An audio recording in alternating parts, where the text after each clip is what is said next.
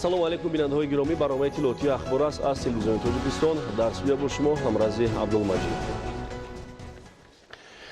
имрӯз дар қасри миллат асосгузори сулҳу ваҳдати миллӣ, пешвои миллат, президенти ҷумҳурии Тоҷикистон муҳтарам Эмомалӣ Раҳмон, раиси думаи давлатии Федератсияи Россия Вячеслав Володинро, ки бо сафари расмӣ дар Тоҷикистон қарор дорад, ба ҳузур пазируфтанд.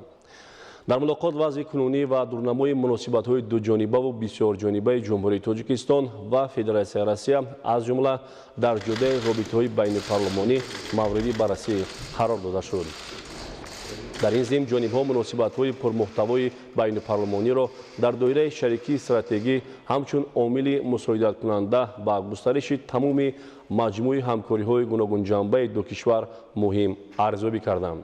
дар ҷараёни мулоқот ҷонибҳо доир ба татбиқи саривақтии созишномаҳои дуҷонибаи қаблан ба имзо расида, рушду густариши ҳамкорӣ дар соҳаи иқтисоду тиҷорат, ҷалби сармоя ба иқтисодиёти Тоҷикистон, таҳкими робитаҳои манфиатбор дар соҳаҳои кишоварзӣ, саноат, илму маориф, фарҳанг, низомиву техникӣ ва муҳоҷират табодули афкори судманд анҷом доданд. зимни суҳбат ҳамзамон масоили марбут ба авзои кунунии минтақа ва ҷаҳон, аз ҷумла вазъи сиёсии Афғонистон ва дарёфти роҳу усулҳои нави тақвияти мубориза бар зидди зуҳуроти номатлуби ҷаҳони муосир мавриди баррасӣ қарор дода шуданд. вобаста ба ин мавзӯъҳои тақвияти муборизаи муштарак алайҳи терроризму тунгароӣ, гардиши ғайриқонунӣ маводи мухаддир ва дигар зуҳуроти ҷинояткории муташаккили фаромилӣ, ҳамчунин хатари таҳмили ақидаҳои ифротӣ бар ҷомеа мавриди таваҷҷӯҳи ҷонибҳо қарор дода шуданд. дар ҷараёни баррасии ҷанбаҳои мухталифи ҳамкориҳо дар соҳаи фарҳангиву гуманитарӣ ба бахши маориф диққати махсус зоҳир карда шуд. сарвари давлати мо аҳамияти фаъолияти муваффақонаи шуъбаҳои муассисаҳои таълимии пешбарии Россия, донишгоҳи давлатии Москва, донишкадаи Пулод ва Хулаи Москва, донишкадаи энергетикӣ, ҳамчунин донишгоҳи Славянии Тоҷикистону Россияро дар Тоҷикистон ба таври хоса таъкид кардам. пешвои миллат таваҷҷӯҳи раиси думаи давлатии Федератсияи Россияро ҳамчунин ба зарурати тезонидани раванди татбиқи лоиҳаи сохтмони 5 муассисаи таҳсилоти умумӣ бо забони русӣ дар минтақаҳои Тоҷикистон ҷалб кардам. имрӯз раиси думаи давлатии Федератсияи Россия Вячеслав Володин дар доираи сафари расмӣ ба ҷумҳурии Тоҷикистон ба назди маҷмӯи меъморӣ ваҳдати миллӣ ва эҳёи Тоҷикистон ташриф оварда, бо арзи эҳтиром ба пояи муҷассамаи асосгузори нахустин давлати тоҷикон Шоҳ Исмоили Сомонӣ гулчанбарг гузошт. дар ин маросим Вячеслав Володинро муовини якуми раиси Маҷлиси намояндагони Маҷлиси Олии Ҷумҳурии Тоҷикистон Абдуҷаббор Азизӣ ва дигар шахсони расмӣ ҳамроҳӣ намуданд.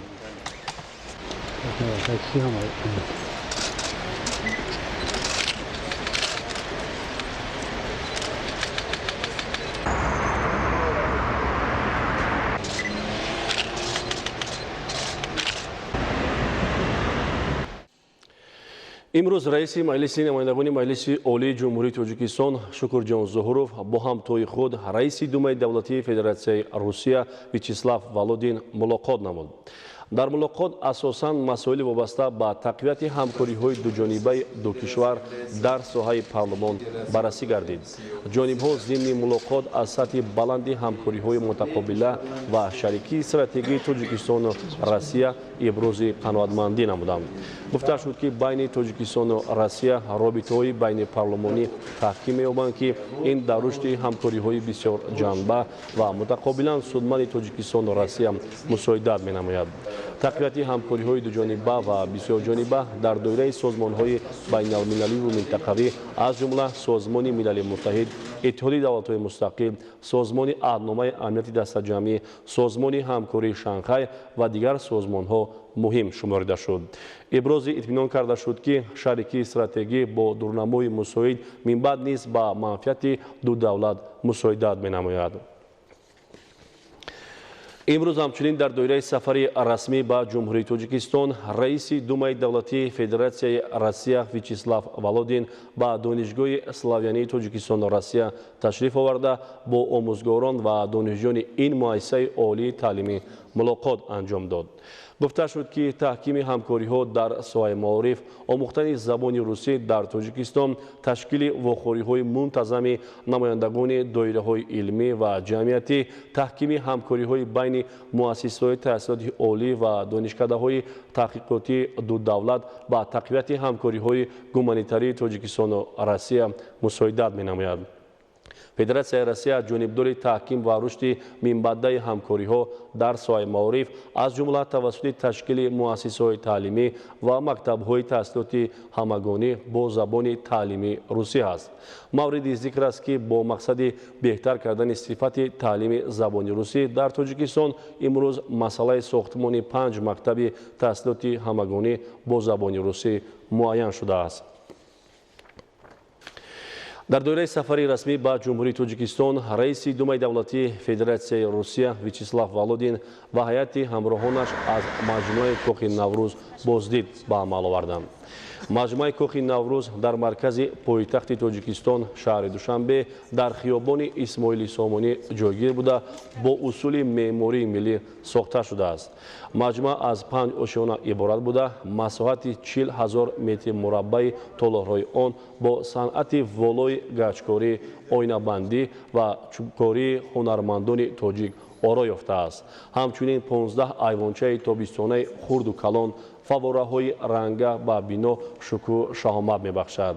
11 تالار مجمع با هنرهای ملی تاجیکی از قبیل گچکاری، موزاییک از شیشه‌های رنگه، سقف‌های رنگ‌وبار، چوبکاری، سنگ تراشی استفاده برده شده است. کاخ نوروز از تالارهای با حشمت دیدار، ارژنگ، گلستان و زرندود عبارت است. با این شکوه و شهامت امروزها کاخ نوروز مکانی برگزاری چهاربینی‌های سطح جمهوری، منطقوی و جهانی گشته است. بعد تماشای تالارهای کاخ نوروز، رئیس دومای دولتی فدراسیای روسیه ویچیسلاو ولودین با هنر والای استای تاجیک و تشبث پیشوای ملت محترم امامعلی رحمان در بنیاد چنین یک کاخ بزرگ فرهنگی بهای بلند دادند. نیمه دوم امروز سفر رسمی رئیس دومای دولتی فدراسیای روسیه ویچیسلاو ولودین به جمهوری تاجیکستان انجام یافت. مهمان عالی قدر را در فرودگاه بین‌المللی دوشنبه رئیس مجلس نمایندگان مجلس عالی جمهوری تاجیکستان شکرجان ظهوروف و دیگر شخصان رسمی گسیل نمودند.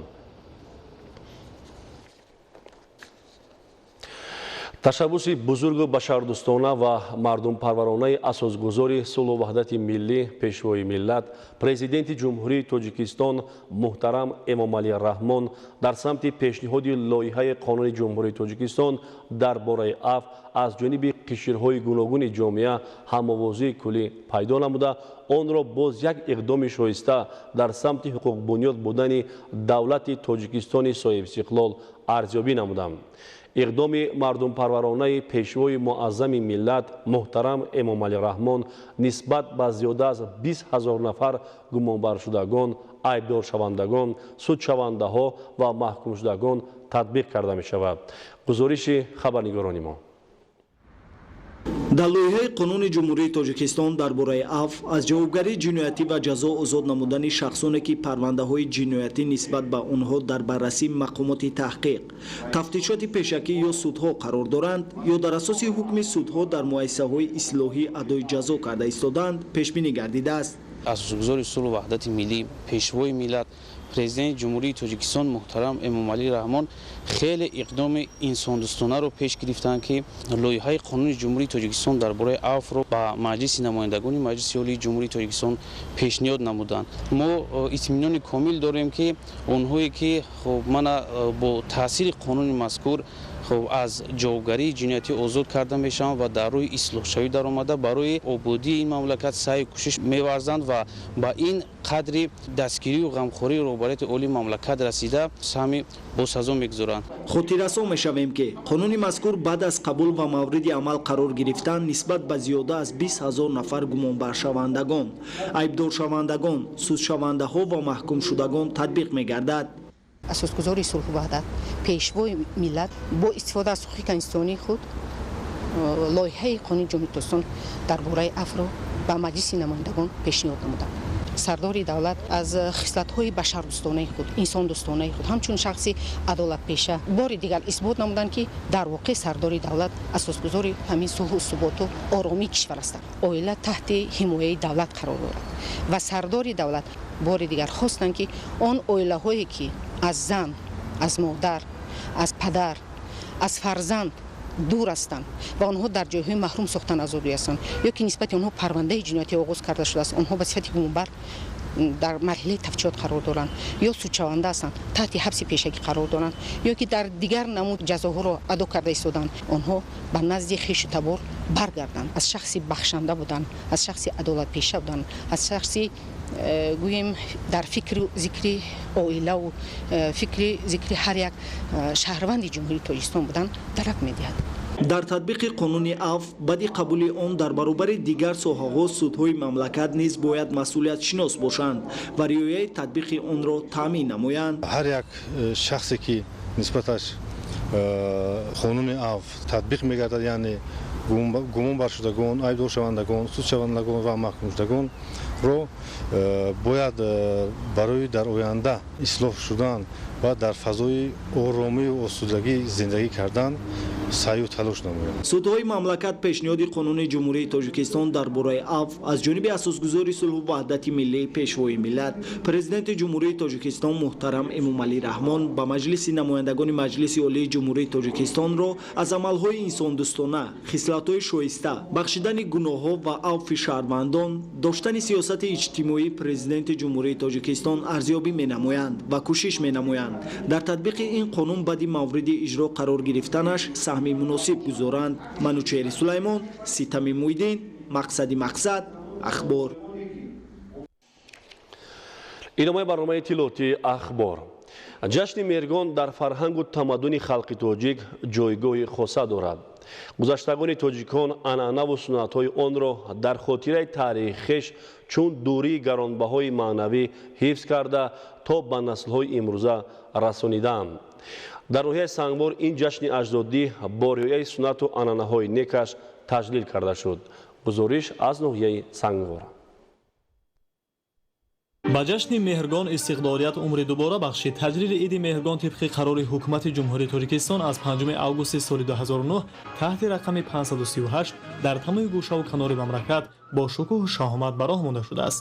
ба истиқболи ин рӯзи муборак пахтакорон, ғарақорон, боғу токпарварон, чорводорон ва механизаторони меҳнатқарин бо ғайрати дучанд заҳмат кашида баҳри пешрафти иқтисодиёти давлати Тоҷикистон саҳми арзанда мегузоранд.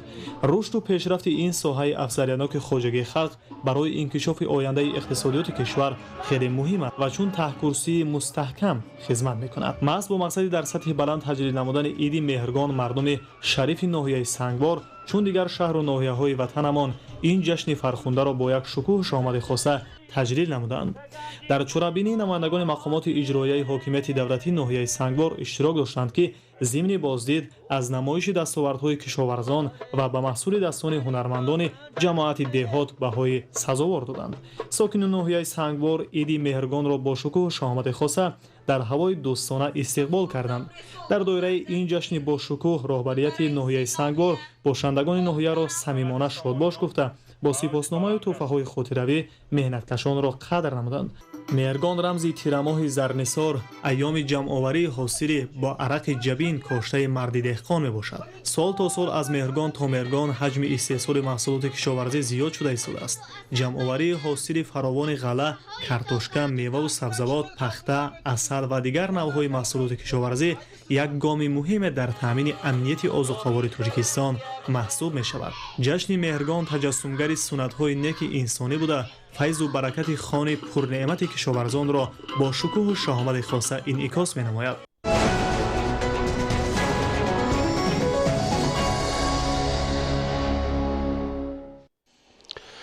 мавзӯи дигар дар вилояти Хатлон ташкилоти идора ва муассисаҳои таълимию тандурустии шаҳру ноҳияи вилоят ба азми мисонгузаронии ҳамаҷониба омодагӣ мегиранд. гузориши хабарнигорони мо.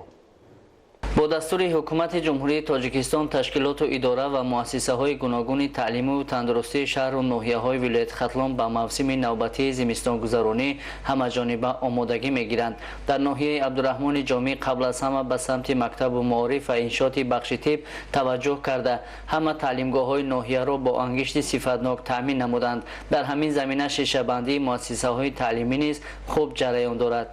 در مؤسسه‌های تعلیمی با مقداری 394 تن انگشت سنگ تقسیم شده است که این از روی نقشه معین شده 56% تأمینات دوره تیرماه زمستان سالهای 2019 و 2020 را تشکیل می‌دهد. در مؤسسه کمک اولیه طبی سانیتری ناحیه نیز به قدر کافی مواد سوخت ذخیره کرده شده است. طور اطلاع دادن در بنگاه‌های طبی، دستگاه‌های گرمی‌دهنده برقی و دیگر مواد ضروری سوخت تامین کردند. در ناحیه جیهون نیز بیشتر تعلیمگاه‌ها با سوزشواری دسترسی پیدا کردند.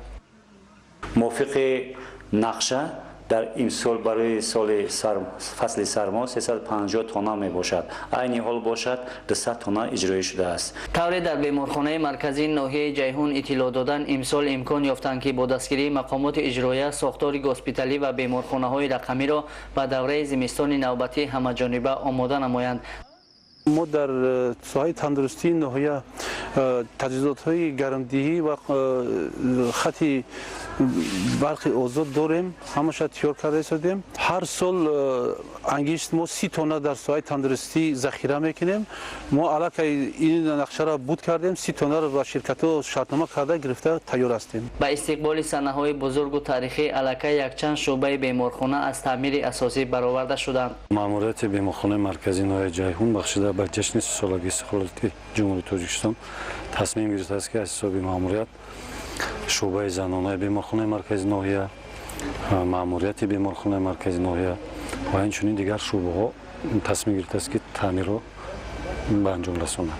تا امروز پورا شعبه زنانه از تعمیر کپیتالی برآمد و دیگر شعبه در رفت تعمیر قرار دارند. تشکیلات و اداره‌های ناحیه جیهون ماهیت سالهای رشد دهات، سیاحی و هنرهای مردمی و 30 سالگی استقلالیت دولتی جمهوری تاجیکستان را درک کرده در برابر تعمیر پوره کارخانه و مؤسسه‌های خودی همزمان در آبادانی مرکز ناحیه سهمگذاری می‌کنند. عموما به استقبال جشن‌های بزرگ و تاریخی در همه شهر و ناحیه‌های ولایت ختلان اقدام‌های آبادانی و سازندگی باز هم بیشتر کردیده هدف دارند که جشن‌های در پیش ایستاده را با دستاوردهای نظررس مهنتی استقبال نمایند.